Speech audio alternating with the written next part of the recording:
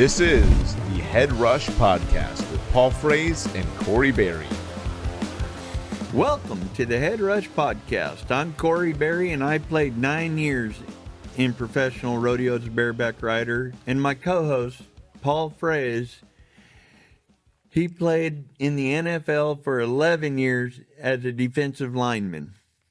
At the Head Rush Podcast, we talk about everything related to brain trauma, brain health, and wellness. We talk about traumatic brain injury, TBI, chronic traumatic encephalopathy, CTE, traumatic encephalopathy syndrome, TES, and repeated head impacts, RHI. Today, we're especially talking about RBE, repeated blast exposure.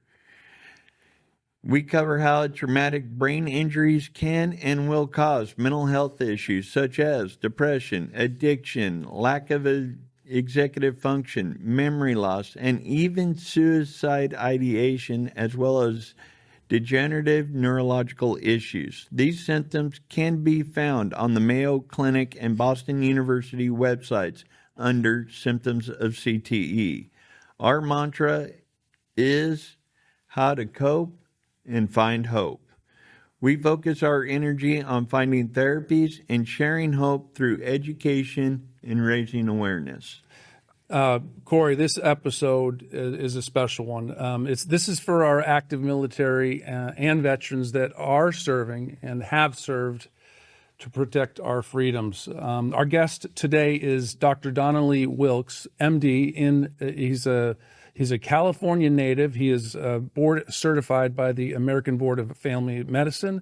Dr. Wilkes obtained his bachelor's degree from the University of California, Irvine, and his medical degree from Tulane University School of Medicine on a full Navy scholarship. Following medical school, Dr. Wilkes was commissioned in the U.S. Navy, completed residency training in family medicine at the Naval Hospital in Camp Pendleton, and served 7 years on active duty. Dr. Wilkes served 2 combat tours in Iraq in 2004 and 2008 and was awarded the Navy Commendation Medal with Valor during the Battle of Fallujah in April of 2004. He finished his naval career as the senior medical officer at Port Hueneme. I had to have Corey say that because it's a California. It's a tough one. I've been there.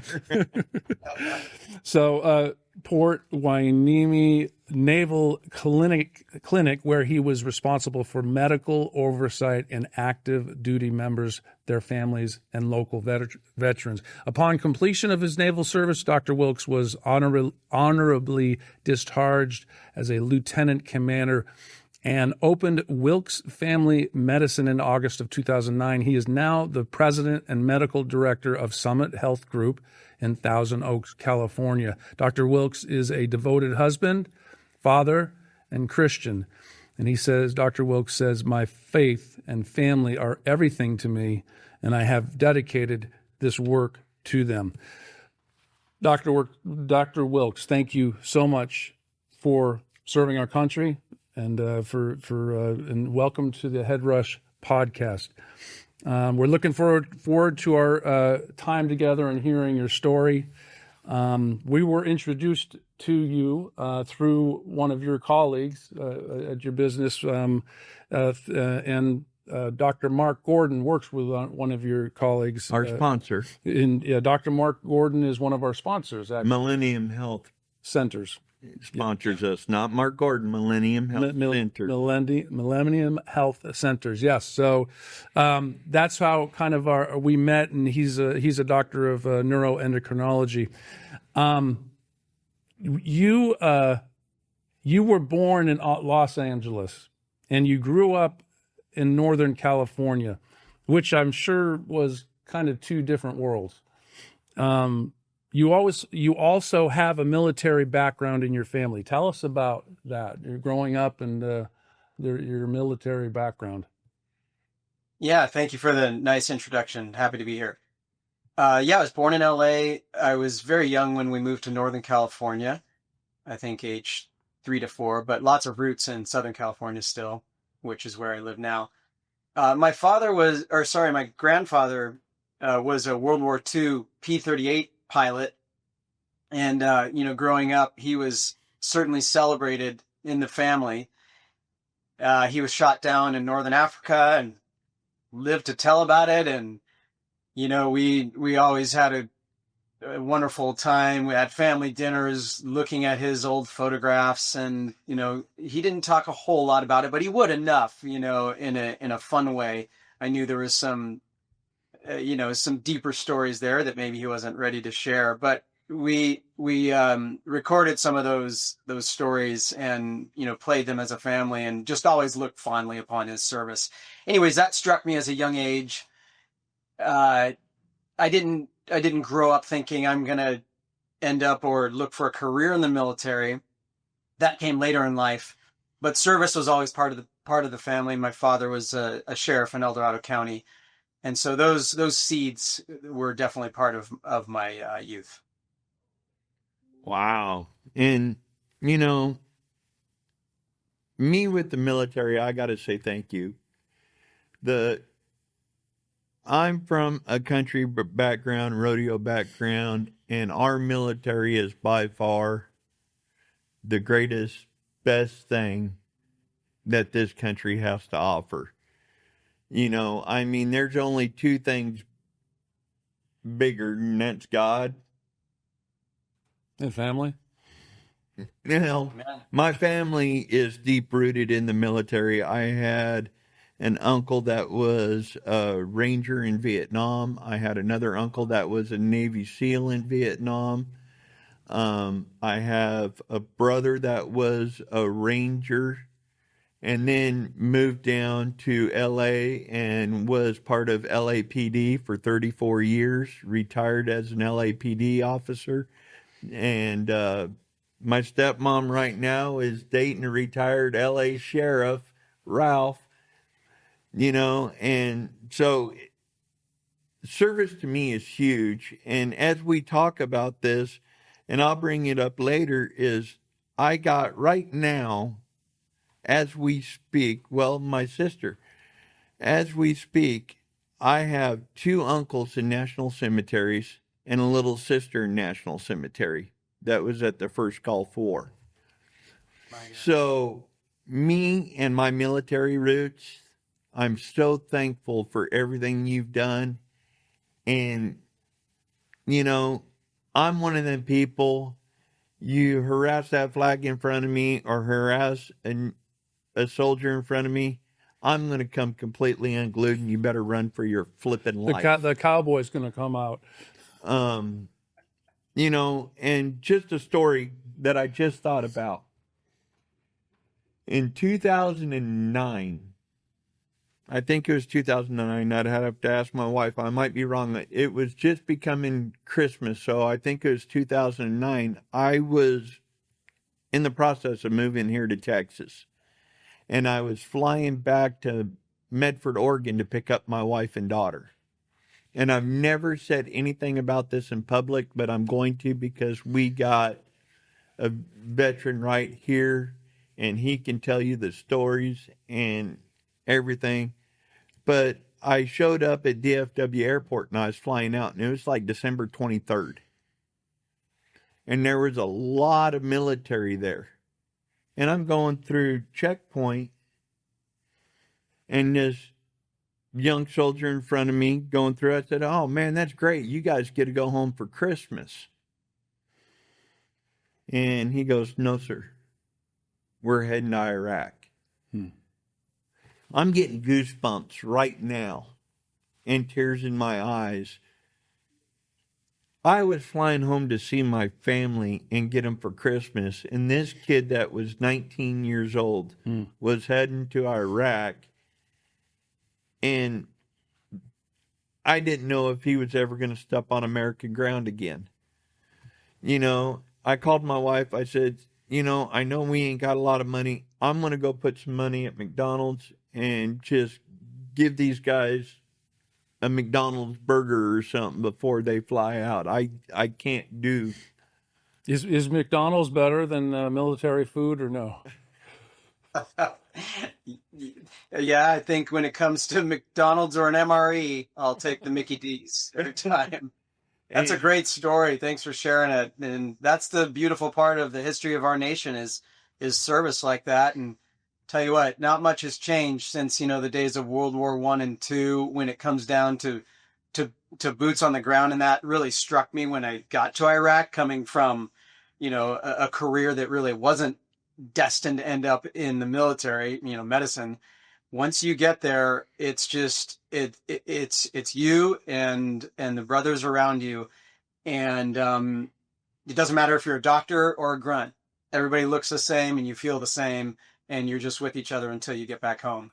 You were just saying, we were just discussing this morning, and you were saying your uncle, when he left, he didn't have the family back home. His family was over where he was serving. He when he got on that plane for Vietnam, and we don't talk much about his Vietnam era. He was on a 3-man dog team in Vietnam. So you know what that is. I'm not going to get into it, but it's not a great place to be. Yeah. And he said that when he left, he had to forget about his sisters, his mom, his father, and just concentrate on his family, his soldiers that were next to him. Because if he thought about home, that could hinder the process of him coming home. Yeah. You've written a book called Code Red Fallujah, which is right here. You actually used your field notes for much of the book, and it brings the reader into your world. As a civilian I got a little bit of military background, but no military background to really speak of. I can't even begin to fathom the experiences you've had serving our country and saving the lives of our brave soldiers. I can't fathom it. My brother has done it. My uncles, everybody. I've had 5 nieces and nephews were over in Iraq and Afghanistan at the same time. So I couldn't even imagine. I can imagine the barroom fight after the rodeo. I can't imagine what you guys went through. Why did you write Code Red Fallujah, and what is the message? I know I'm cutting to the chase and giving away the ending of the story, but tell us why. I wrote it because after I came back from my first deployment, which was in Fallujah, and it was just a sequence of events that led us there. I didn't quite know the battalion I was joining was headed there, but I had a good idea because it was within about a year of 9/11 that I ended up in this infantry battalion out of Pendleton. And in short order, we got the call to take over for the army in Fallujah because the insurgents had seeded there and things weren't going well. Going back to your question, after that whole deployment to Fallujah, which turned out to be the most violent event of the 10-year Iraq War, the bloodiest battle of the 10-year Iraq War for the Marine Corps. I came home, I readjusted, a couple of years went by, and then I ended up going back to Iraq. And on that second deployment is when a lot of those feelings came back, and I really had the urge to take my field notes and put them on paper and just see what I could do with it, because I had kind of realized what an important event the Iraq War was. For not only for me personally, but for the United States. So on that second deployment, a lot of that time of deployment, which is the hardest time, is just killing time, getting through until the next event. I started writing, and it helped me get through that second deployment. And when I came back, I had a lot of content, and I decided to write the book and see where I could go with that. You talk about you. Let me tell you, you brought me there, and I've gotten chills before of what our men and women and our soldiers have had to endure and had to sacrifice for our lives and the things we do over here. But you talked about the clover leaf.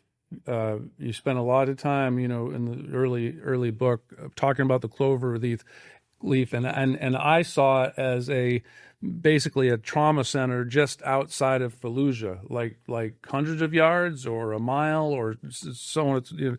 But tell us about the clover leaf and how that how did you guys actually operate and carry out tasks in the clover leaf and saving lives?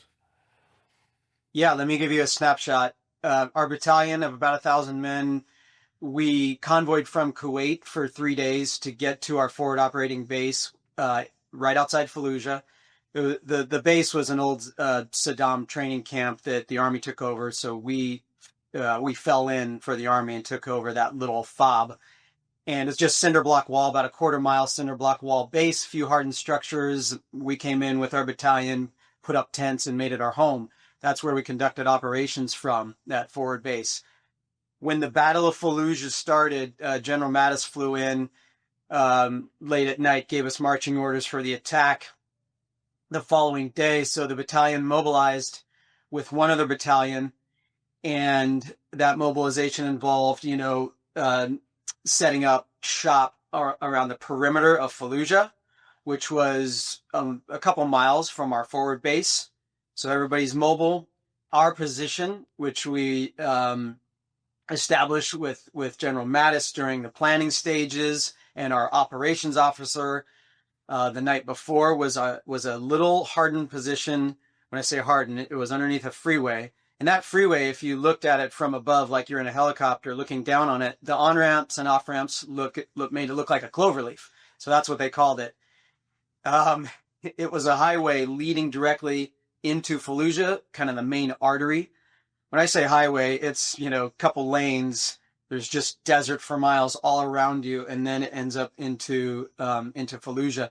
And it was strategically very important for the Marines because it was, a direct access for artillery, for tanks, for amphibious assault vehicles, and other armored personnel to get into Fallujah and conduct the attack. So we set up our field aid station right there. And just for your listeners, the field aid station is nothing more than us pulling up with a Humvee ambulance, a couple other vehicles, some Humvees mounted with heavy machine guns for protection, a few Marines to set up posts to protect us. And we're just right underneath the freeway off the side of the road in the dirt. We bring our medical supplies, some cots, everything we need to kind of do field medicine, and that's it. We've got some sandbags around us that we put up to help protect us from blast wounds. But that was our position for the next 3 weeks as the Battle of Fallujah played out. And wounded Marines would be brought to us from the front lines. We were just a few hundred yards out from the perimeter of the city, so the front lines were really close. And they would be medevac to us mainly by Humvee, and then we would stabilize and treat right there at the Cloverleaf.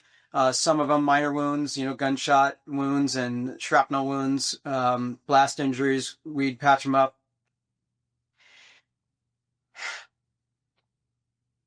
Sorry, it brings back thoughts and memories even after all this time. Anyways, we would send them back into the fight if we could, or if they were severe, we'd get a medevac out by Humvee or helicopter.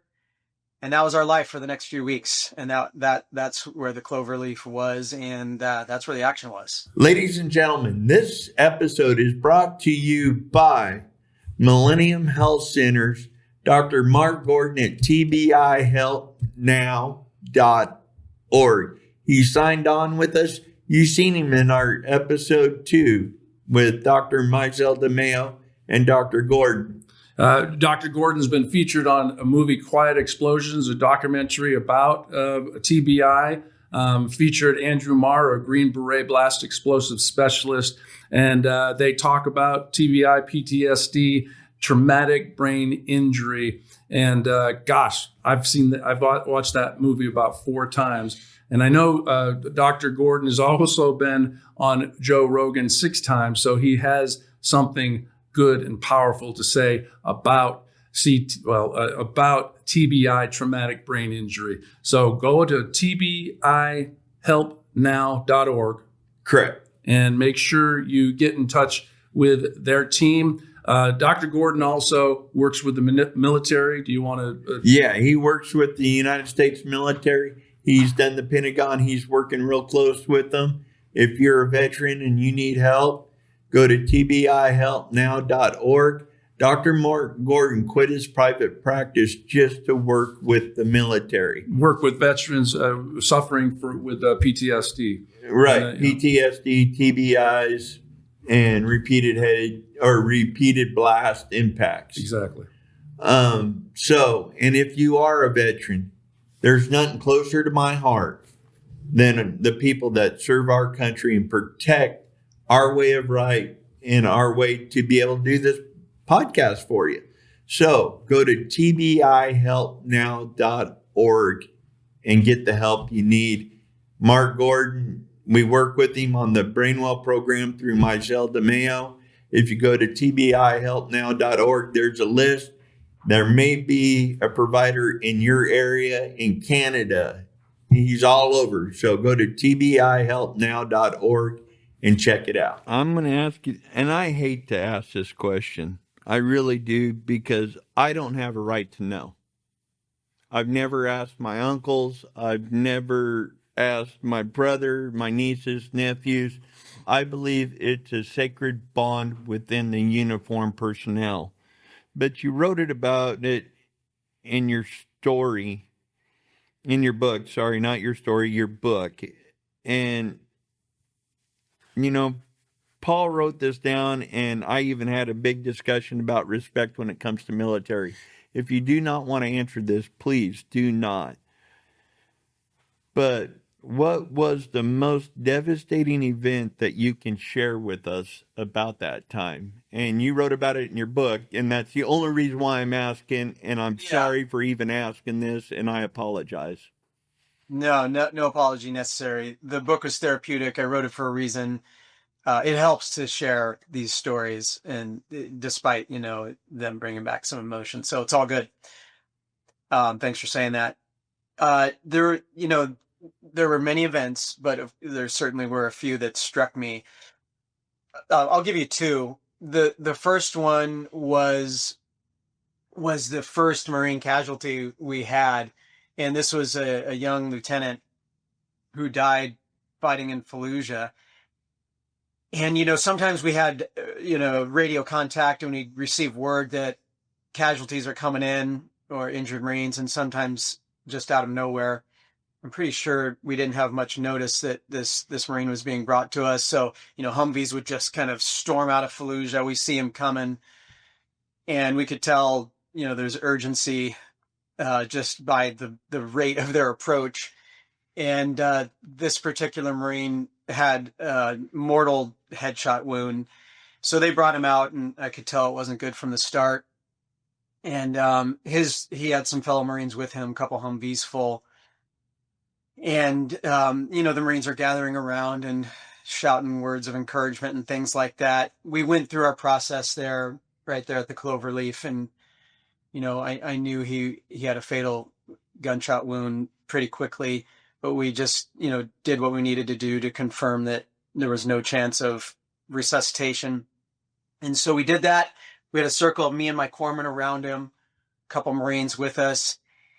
And when it became clear that he was dead, killed in action, we kind of said the word, and just instinctively, we were in a circle, and for a few seconds, I just didn't know what to do or say. It was the first, Marine killed in action, which we knew we were going to see.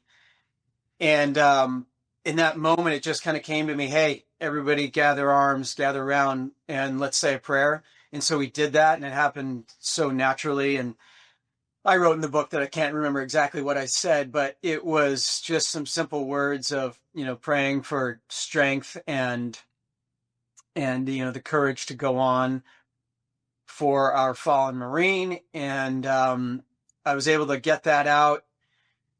And then we all I remember this so clear. We were linked, and then we all just kind of set back on our haunches like a tire losing air, or like a wounded horse or elephant just sinking down on its knees. We all did that kind of together, let out a breath. And then I think it was me or my senior corpsman said, all right, men, let's get ready for the next injury. And we were up and moving. But that moment was beautiful and powerful, and I'll never forget it. And there happened to be a Associated Press photographer, none of us knew it at the time, who had been dropped off, and he was hanging out on the side. He snapped a photo of it. This photograph ended up being a Pulitzer Prize winning photograph because it was so powerful. Ended up in some newspapers and covers of magazines and such. And that moment was huge. For us to just be able to take a minute, reflect, and move on. And in a weird way, although it was, emotional and traumatic, it just kind of gave us strength just to be there for the next injured Marine. So that was number one. And if you have questions, I'll take them. But if not, I'll tell you about the next one. I ain't got no question. No, I don't even want to even speechless. But go ahead, please. The next one was a Marine who I really had developed a rapport with, and I talked about him in the book. And I'll just give you a brief snapshot of his story. He was a poster boy Marine, just head to toe, maybe 6 feet tall, shoulders like blocks. Really cool kid, and performed really well in his unit, but struggled emotionally. And we had an incident in Okinawa where we were stationed for 3 months prior to Fallujah for training. There's a lot of boredom and, anticipation of going to Fallujah. So some of the Marines, understandably act up, and that can involve doing some stupid stuff.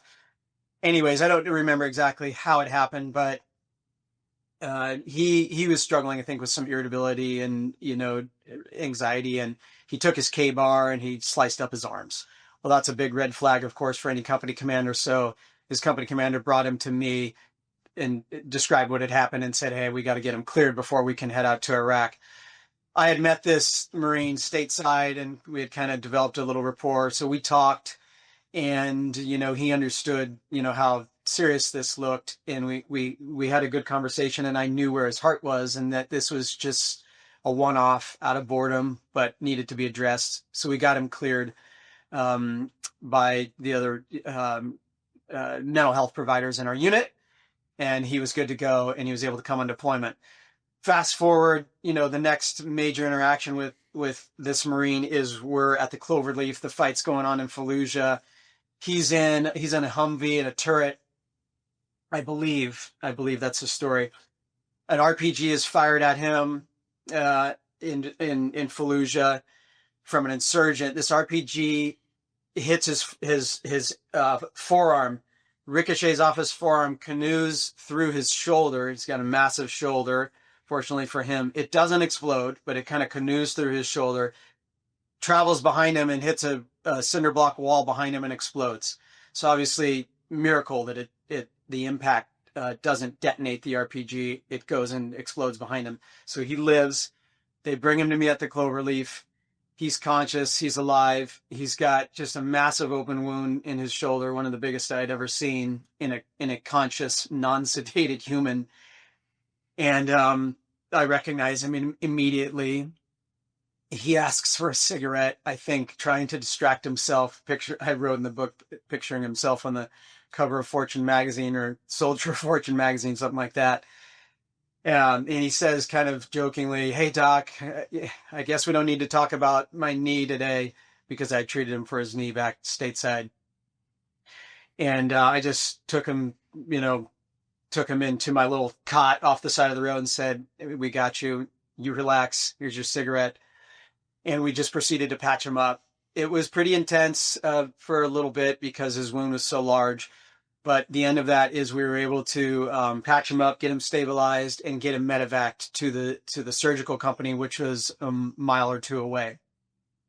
He did okay. He made it back stateside. The rest of the deployment goes on. I don't hear from him or see him, obviously, until I'm back home, which was the case for a lot of injured Marines who get medevaced and shipped back to the United States. Eventually, he had to go to Germany first, I think. We meet up back after I get back from deployment, just a few days after. I run into him. He runs up, we have a great embrace and, kind of warming little reunion. He's struggling. His arm is atrophied. He's lost, gosh, I don't know, 40, 50 pounds. He told me about his struggles, which I go into a little bit more in the book. And we just have an emotional reunion. I tell him I'm here for him anytime. We don't really have much interaction after that, and we kind of lose touch. But he does okay. He makes it out. And then I'll just fast forward that we reconnected not long ago over email and texting and things like that. And I learned about his life, and this Marine struggled immensely afterwards, but became a fireman, completed the GI Bill, and he's just a huge success story. And that's the best story out of my whole deployment is knowing that there's Marines out there like him, and many of them who although they struggled and maybe even were severely wounded, went on to do great things. The next question was, what was the most inspirational event you experienced in your years of service? So I'm going to guess that's probably it. Yeah. So this is it. 100%. You see men and women from the armed forces, lost limb, lost whatever it is, and they're still doing.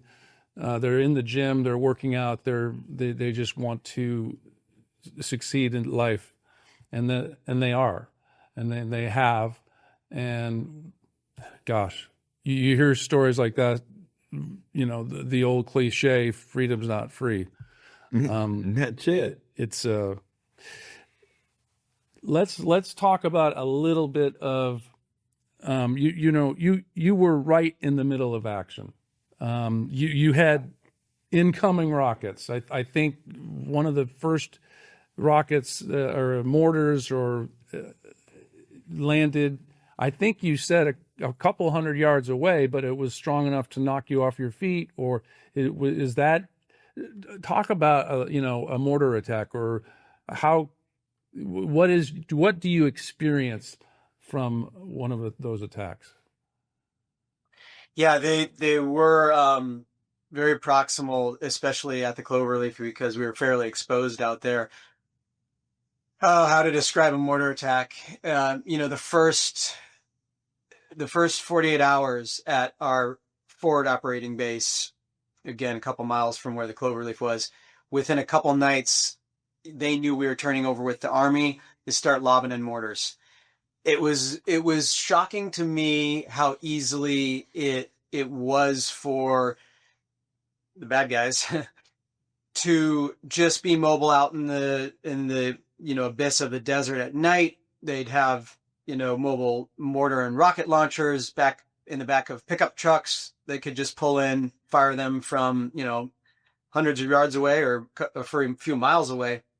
They weren't very accurate, but they could get close enough to really rattle your cage. And that started within just, like I said, 2 days of us arriving. It's a concussive force that you can't describe, even if it's hundreds of yards away. The best description I could think of would be the thunder, the force of thunder or a lightning bolt that is close enough to rattle the windows on your home, if you've ever kind of experienced that. And I lived in New Orleans for a while, so I knew thunder like that. And then as the mortars get closer and closer, it's like little mini earthquakes. The ground starts to shake and you can feel unstable. So that happened at our base. And then one night at the base, they managed to hit a couple rockets right inside the cinder block walls. Mm. The closest one was maybe 50 yards, 75 yards away. And those, when they impact, I was in a chair watching a movie on my laptop, and that knocked me out of my chair. It's part of it's being startled and just your body's reaction to it, kind of duck and cover type thing. Part of it's just the whole room is shaking and kind of knocks you down. Beyond that, when we got to the Cloverleaf, that's where we received the closest indirect fire, and they hit us, if you can picture, the on-ramp, off-ramp semicircle, one of the leaves of the clover. They hit us with a rocket right in that circle there. So it's about as close as it gets.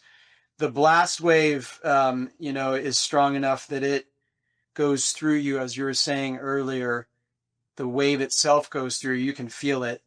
And then shortly after that is the smell of, munitions, sulfur kind of smell. And then shortly after that, a rush of air is how I describe it. And as that's happening, that blast, the rocket, definitely knocked us all down. As soon as kind of that day, you're dazed for just a couple seconds, and then, it's getting up to your feet. And there was a couple coming in, so we got up on our feet and then dove into the back of our Humvee. And I have to laugh because we all kind of piled one on top of the other. There's not a whole lot of room. This is a Humvee ambulance. So we all found ourselves on the bottom of the floor of the ambulance. And as soon as that's over, we're piled on each other saying, "Hey, you good? You good? Yeah, yeah." And, you get up and move around. And that's the best description of the immediate experience of a rocket attack. So what different ways of dealing with and coping with stress did you see, and how did you deal with the concussive blast exposure? Does it have the same effect as like a full concussion where you see stars, you see, bell rungs, you're getting knocked unconscious, I'm sure, at times. But how'd you deal with that, and how'd you deal with that as a doctor? Yeah, this is a good question. When I was there, and to answer one of your questions, it's different than a physical impact. The bell rung analogy would be more with the physical impact. I'd say this is like a delayed bell rung. In the immediate aftermath, you're in fight or flight mode, and you just get up, recover, and move on. And that adrenaline and all those neurotransmitters pumping are generally going to take you through it. And I have to say, of course, I'm experiencing some significant indirect fire, but nothing compared to the Marines on the front line, who are pulling triggers and dealing with a lot more than I am. Nevertheless, this was the closest that medical assets had been to a major battle, probably since Vietnam, that I'm aware of, because we were so good and advanced at our medical field capabilities in the Iraq War. So anyways, to answer your question, it's more of a dazed feeling initially, and that dopamine, norepinephrine, and other good neurotransmitters getting you through it, including days on end. And I would say the impact comes as you start to maybe transition back to civilian life. And, I know a lot of military members describe this in different ways. For me personally, I didn't start to experience the effects of it until I returned home in the months after. For me, some of it started as, you might call it, a little bit of that combat stress, with irritability, definitely hypervigilance, doors slamming set me off. I went to Mexico with my wife to celebrate a little bit. Fireworks went off in the middle of the night, and I'm up on my bed and on all fours like a caged animal. Things like that starting to kind of peak, nip at me. And all this kind of adds up to some agitation and trouble transitioning back into the real world. And that took, a good year for me to settle down from that. And thank God for my wife. She pointed out that I was being a little bit of an a-hole. And we were able to have honest conversations about that and work through it and be better on the other side. And then just beyond that, for your listeners, I think some of the effects that come a little bit farther down the road, at least they did for me, would be, more tangible things like headaches, like brain fog.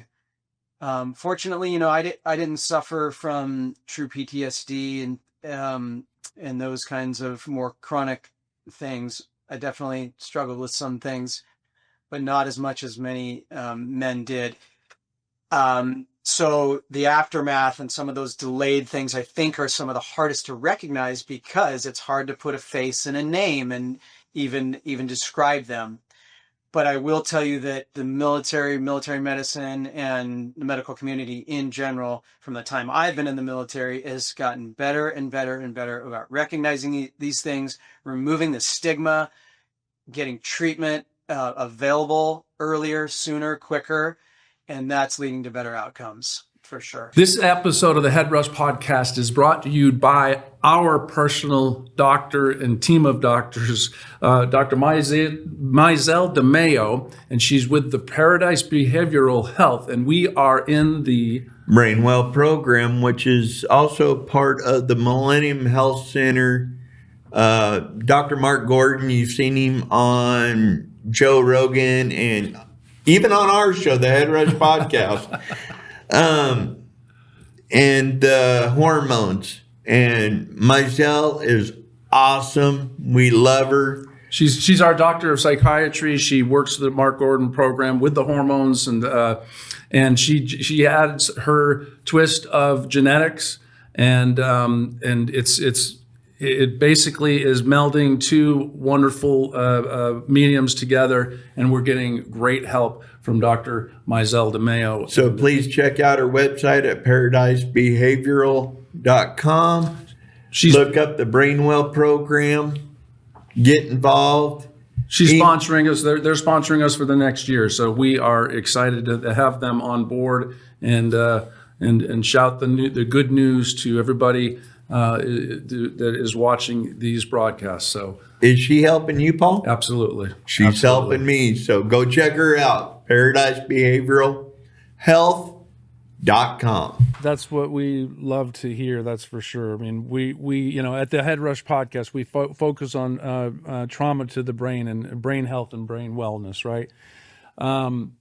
And interestingly, one of your colleagues works with Dr. Mark Gordon in the Millennium Health Centers, and Dr. Gordon is all about inflammation, and everything you experienced and you've talked about, and a lot of the residual effects could be due to inflammation.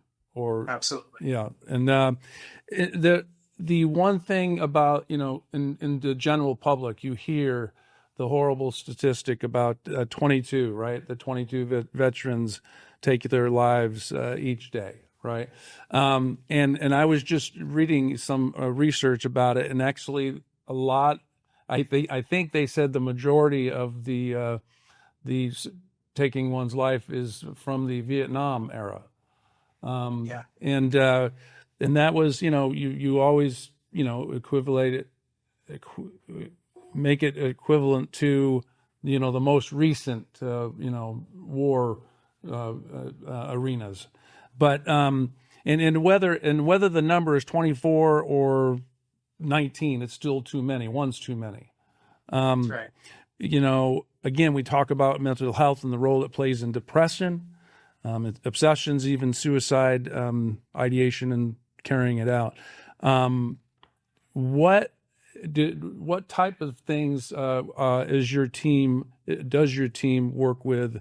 You just said the medicine is progressing and getting better and better and better. Do you have some specific therapies or modalities that you use for mental well-being? Yeah, I do. Obviously, I'm out of the military now, but I keep my eyes and ears open for what the VA is doing, and I'm a VA patient myself now, utilizing those services of benefits. So I kind of have a little bit of a window into what that looks like and what they offer. And again, it continues to get better. Keys are early recognition for sure, and access to healthcare providers. So that's definitely better than it ever used to be, including education of young Marines before anything happens. I've seen that. I was part of that. I was actually in charge of giving our welcome home briefing to our entire battalion before we could actually take our leave after we came back from our deployment on what is combat stress, what is PTSD, what are the signs and symptoms, what to look out for. So that's a snapshot there. And then, personally for me, And of course, mental health and treatment and care translates from military to the civilian world, because CTE can happen, as you've already made very clear, in other arenas, in sports and things like that. So same thing, early recognition, access, diagnostic studies are better, neuroimaging is better, biomarkers are better, blood tests, things like that.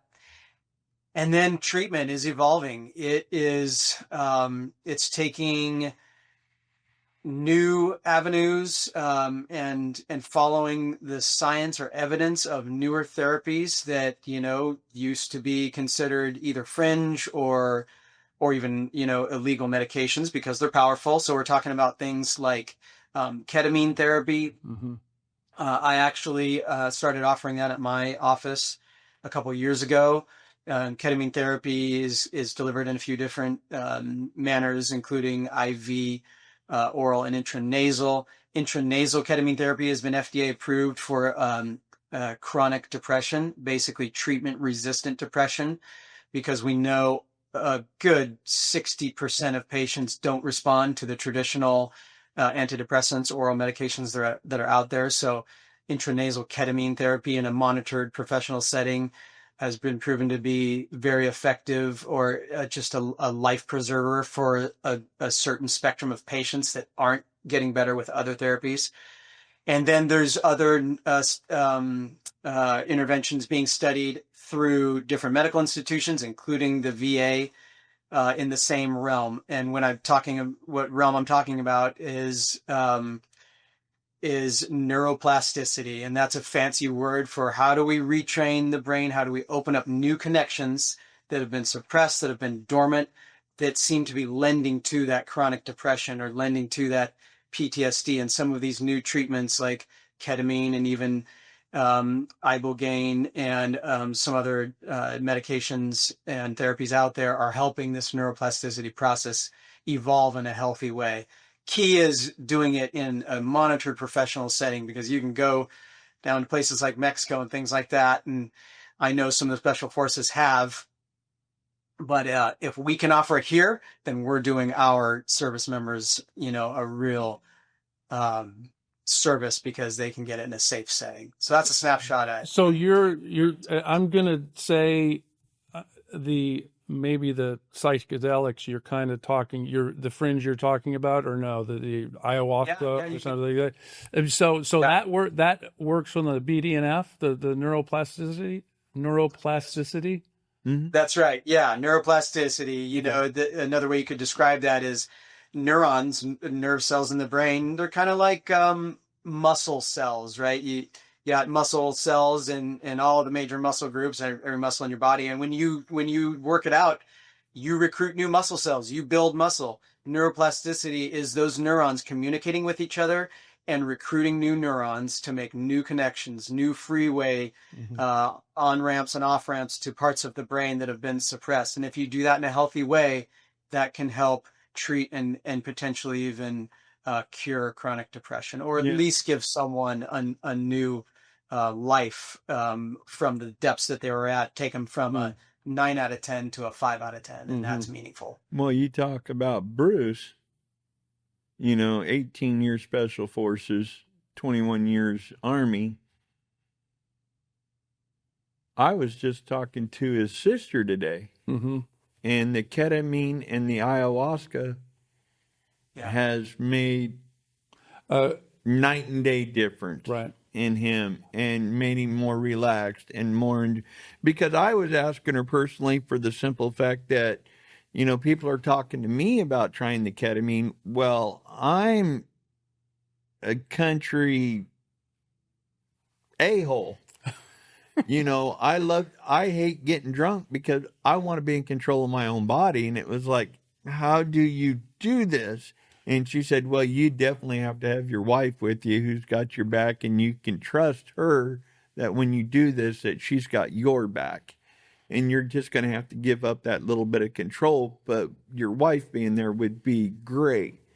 But said it was doing tremendous for Bruce. Well, he was volatility had subsided. Right. Outbreaks of rage had subsided and really changed his life. And he gave a great story about blowing a palm tree up and knocking all the windows out of the base. His commanding officer said he didn't want that tree anymore in that area. So, and this is when they were over, and they decided, I guess, in demolitions, he was talking about in demolitions, we don't like to take that stuff home with us. We just blow it up. And the commanding officer didn't want this tree there anymore, so he said, done it. And so we had all the grunts dig out all the big hole under this tree, and they threw all these explosives and everything underneath, and then popped it off. And he goes, oh, it's a lot bigger than what we thought. It blew windows out. That tree was in splinters flying all over the place. And he goes, and man, that just impact was like, oh my God. Yeah. It did. That was one of the explanations of the blast going through you, not bouncing off you and going around you. So, Paul's raised by a preacher's kid. I found God, I think I was 45, 46, when I really found him. How about that as a miracle? That's a miracle, I think. Somebody finds God at 46 years old. God, it was funny because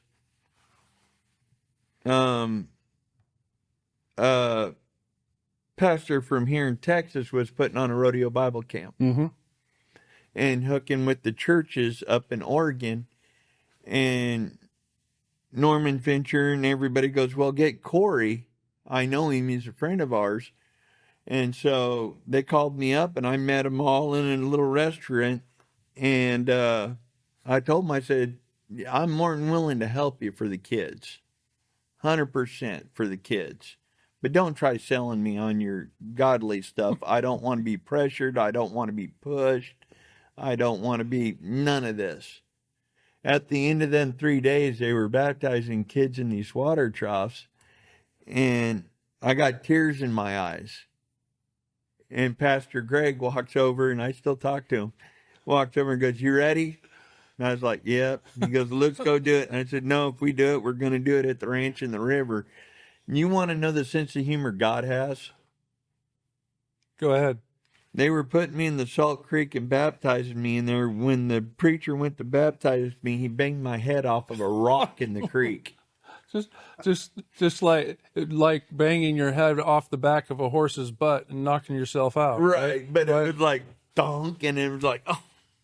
I just remember the pain and going, yeah, that's God saying, it took you way too long, dude. It took you way too long.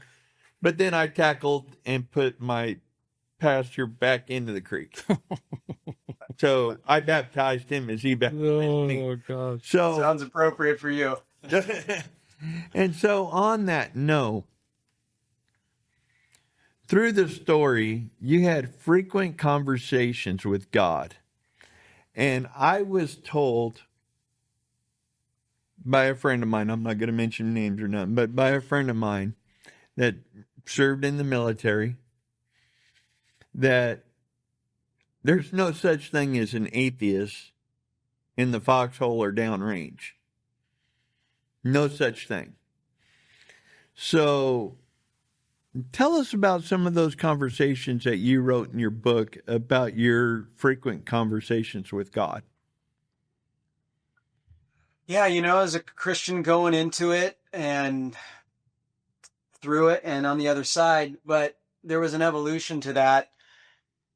I had, I was raised Catholic, and then kind of right after high school, looking for something, and stumbled upon a Christian youth group at a church that really spoke to me. It was just easier for me to translate into my own life. So that was through kind of like a Calvary Christian church. So as a young man, I learned ways to put on the armor of God, you might call it, in my everyday life, take the teachings of Jesus and translate it into how I want to live my life.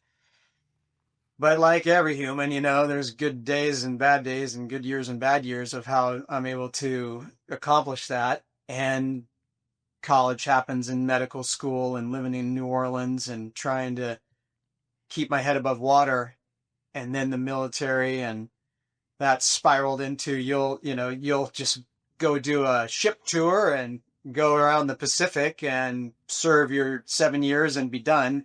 That changed into you're going to go to Fallujah and end up in one of the most violent wars of that whole decade, and asking some hard questions of, all right, God, why me? How did I get here? This isn't what I signed up for. And maybe even struggling with my faith. But knowing at the same time that was okay, knowing that I wasn't going anywhere in my relationship with Jesus and his life and Father, Son, and Holy Spirit wasn't going anywhere. It was just on the rocks. But that's okay, because every human goes through that. And so that, I guess, allowed me, to your question, to have conversations, really just like asking hard questions as humans. We're asking them to ourselves, I think, as much as to the good Lord. And so as I'm working through with these questions, I'm kind of struggling, well, how do I get through this? And it was at the Cloverleaf when things were pretty bad, and I was, feeling probably a little of the triad of stressed, scared, and lonely in the back of my Humvee at night at the Cloverleaf. We had a bad day. Some Marines died, and figuring out, how do I go forward? Got on my knees, prayed for some kind of release. Didn't know what that was, but during the prayer, it happened. And it was simply, the answer simply was, there's no, I can't give you a roadmap for how this ends here, but you're going to be okay. And that's just what I knew. It just kind of came to me, like, I'm going to be okay. Dead or alive, I'm going to be okay. And I truly had to make peace with that. But it did feel this kind of weight off my shoulder in that moment. And, I was able to have that prayer, get up. And from that day forward in the deployment, just had a new outlook on each day, that I'm just going, I'm going to put one foot in front of the other, be with my men, keep true to my faith, and hopefully that next day will lead to the next day. And one of those next days, I'm home.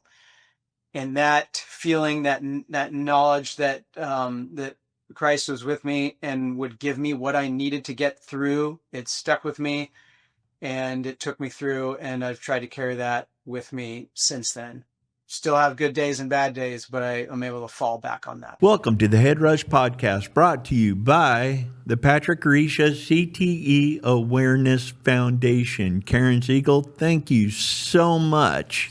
Paul? So go to stopcte.org, learn about their foundation, and they are sponsoring us for the next year. We are thrilled to have them team up with them and bring awareness to this disease.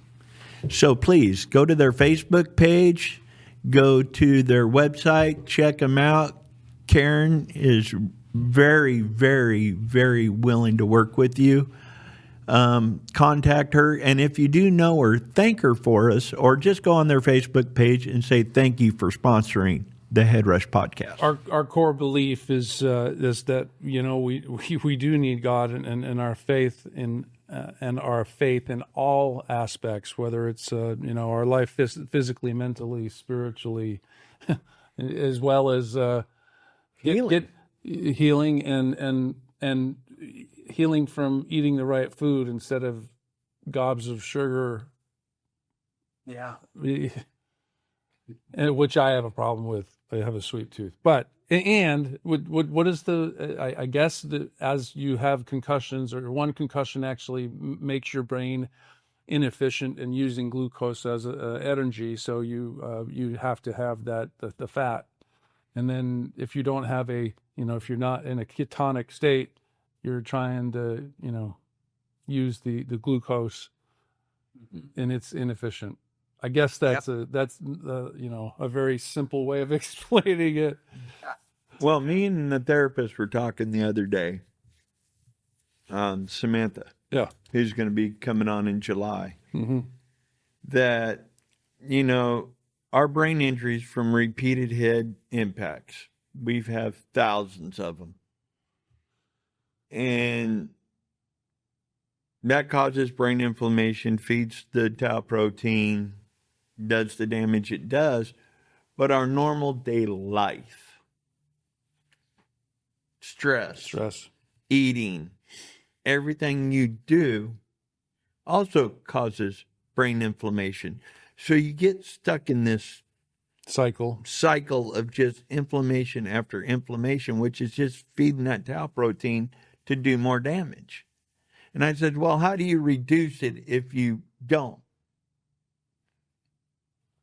Diet, exercise, hormones through Millennium Health Centers. Notice how he's looking at me when he says diet, and he's preaching to me. You know, and you need God. The spirituality is, I think, 100% part of the recovery in this is you have to believe that there's a greater power to help you get through this. Because dealing with the executive function, dealing with my balance issues, what's that word? It's automatic or the autonomic system. Yeah, your heart rate, your breathing. My sympathetic nerve system's off. My CNS. I got central nerve damage. Got it. And to put all that on one man and say, you got to do this. You got to live with this. I am clinically diagnosed TES, probable CTE, by one of the top neurologists in the nation. To deal with that, you need another power than yourself to get you through the struggles and the days and the fights. Because if all you got is yourself, you're gonna lose. You're doomed. Well, the one thing, you know, the higher power or the hope. I mean, 47 years old. It was like somebody turned a light switch, and my whole chemical makeup of my brain just changed. But and I was scared. I was worried about it, and I see this movie. First of all, I saw the movie Concussion. That was not helpful at all. That was Dr. Amalu, and Will Smith played Dr. Amalu, and it's a terrible story. Very demoralizing story about Mike Webster from the Pittsburgh Steelers and his demise as a football player watching it. And because there's no hope, there was nothing at the end of that said, oh, there's a cure, there's a modality. But I saw. Well, there still ain't no cure. No, there's not a cure. But I did see a movie called Quiet Explosions, and it's Andrew Marr was a Green Beret blast explosives specialist in Afghanistan. Anyway, after that movie, I felt hope. I didn't take a pill and feel better.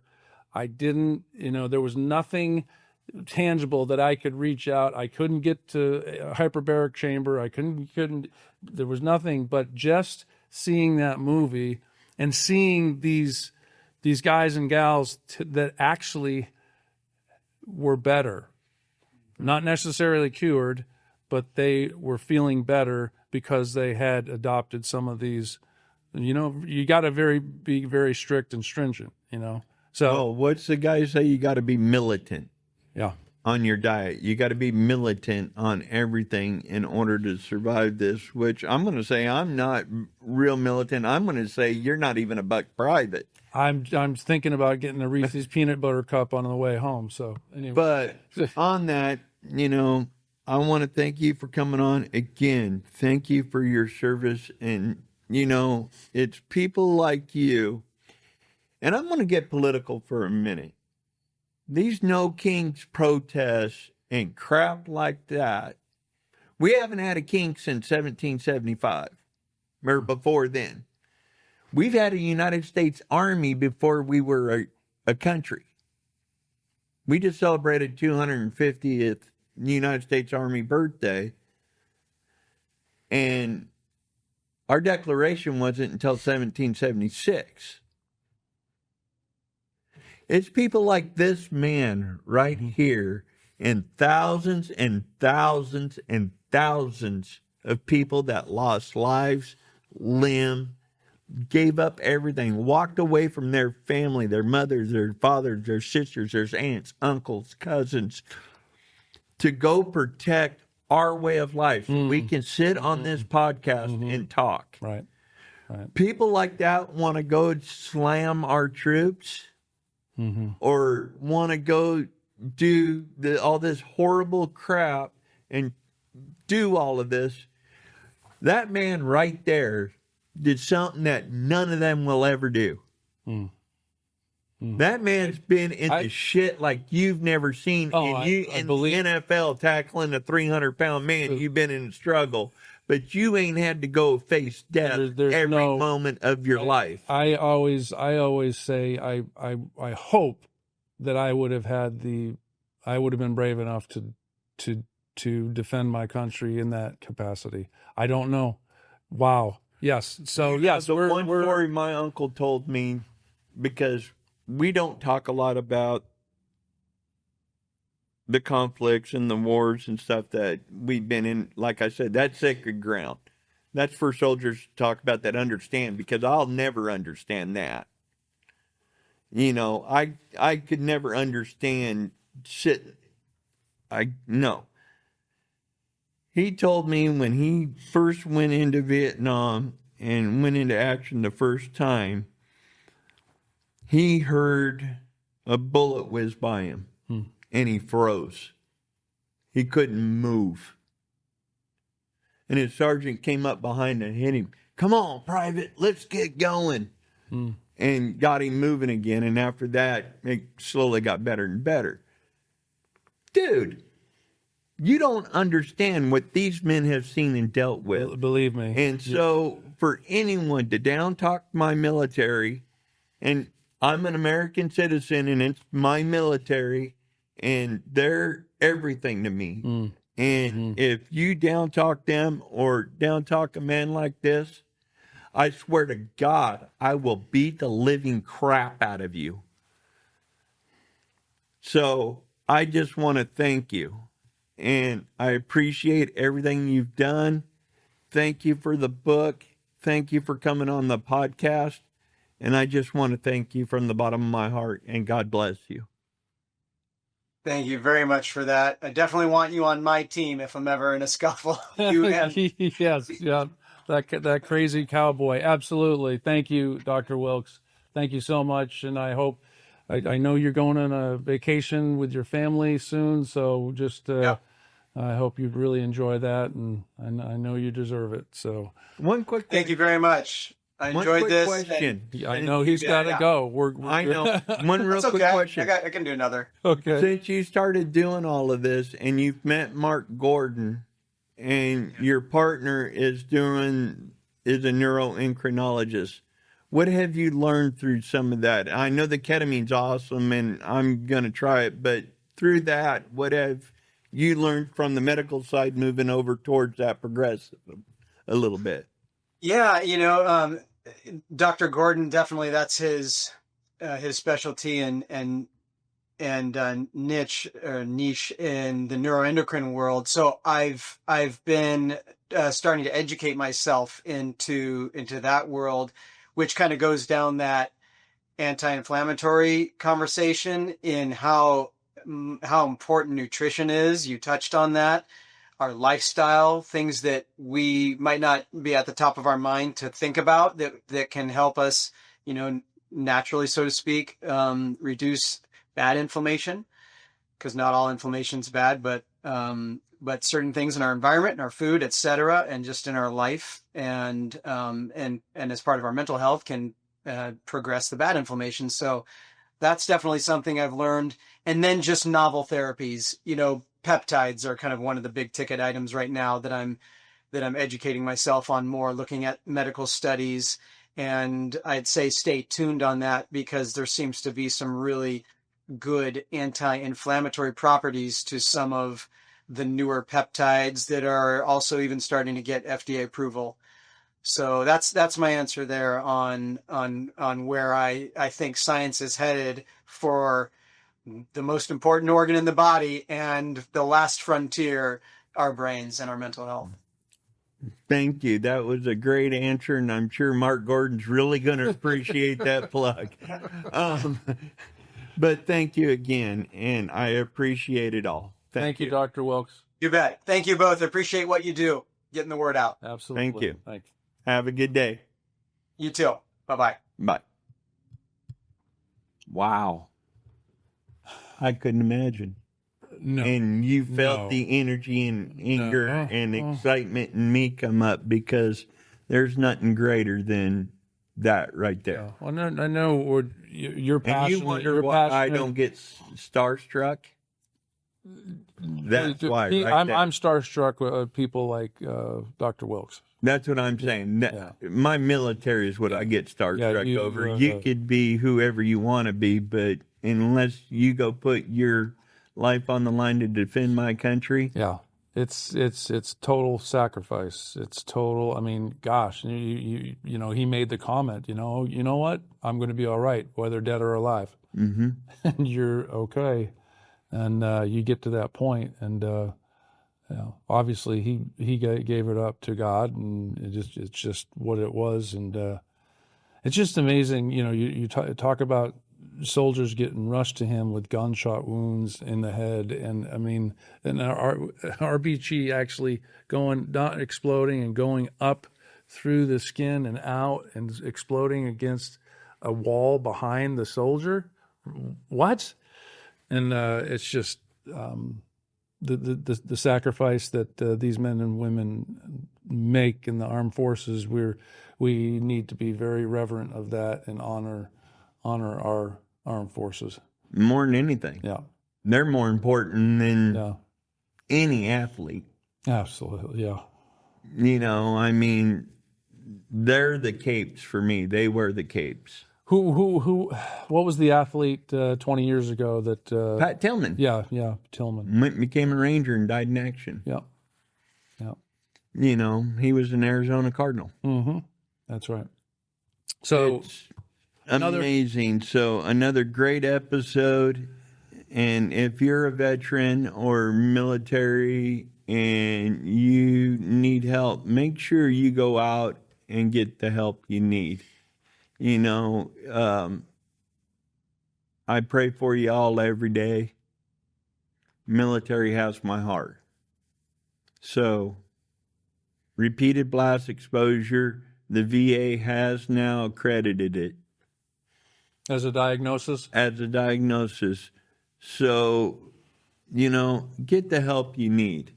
You know, you deserve everything the VA has to offer because you donated your life to protect my way of life. And hopefully some of these treatments like the ketamine and I don't know if that's allowed through the VA, you know, for the replated. Well, hopefully eventually the research is going to catch up with the benefits and the veterans. Yeah, the treatments, and the veterans will be afforded that possible treatment. So. Because you heard Bruce say that when he was at the VA getting his Viagra, that he asked about repeated, and they said it's a diagnosis. He goes, well, what do you do for that? Pills, Drugs, and I might be able to get you a yoga class. Yeah. Well, So that's why we need to keep this awareness going. We need to bring education. We need to bring people like Dr. Donnelly Wilkes on the show. We need you, please. We need you to subscribe, like, share. Go to all of the different platforms. Facebook. We had a Head Rush podcast Facebook page. We've got a YouTube page, and we need to get the word out. We need to share this information. We've had some great content that we've shared, and it just seems like it keeps getting better and better. just think, our last episode was Brett Farr. Right. Now we got A doctor backing up his story of what he endured in Fallujah. Where else can you get this kind of info? Right. Head Rush Podcast. .com or at Head Rush Podcast on YouTube, Andrew, LinkedIn, Spotify, Apple, Facebook, all the major platforms. Yeah, go get them, like them, share them. Do a review if you like us, please, and go give us a single star. I don't care. Yeah. Just review. Well, Please give us 5 stars. so we ended on stay alert and stay alive. This podcast is for general information only and does not constitute the practice of medicine. The use of this information and the materials linked to this podcast is at the user's own risk. The content of this podcast is not intended to be a substitute for professional medical advice, diagnosis, or treatment. Users should not disregard and delay in obtaining medical advice from any medical condition they have, and they should seek the assistance of their healthcare professionals for any such conditions.